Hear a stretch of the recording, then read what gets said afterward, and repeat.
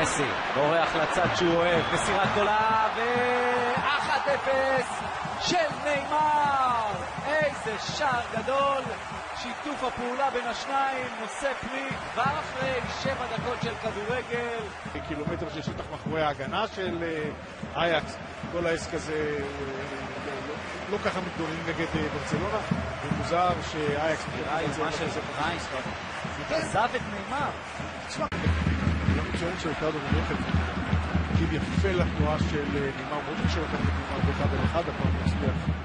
יסטה עם מסירת אומן למסי, וזה 2-0 ברצלונה. איזה גול גדול, בעיקר אסיסט מרהיב של אנדרס אינייסטה. 2. תסתכל את המרחק בין מסי לשחקן הכי קרוב, אין אף אחד לידו, אין מי שיגיב, אין מי שיכול לעזור. ניק וירחבר אמרנו, הוא לא מגן שמאלי כל כך, הוא יותר קשר אחורי, והוא לא האיש שיקח את מסי, חייב הבלם לקבל אותו עם הפנים. אתה לא יכול לתת למסי לעשות תחרות ריצה עם ניק וירחבר, הוא פשוט כואב הלב על וירחבר. 69 שערים ב-89 משחקים.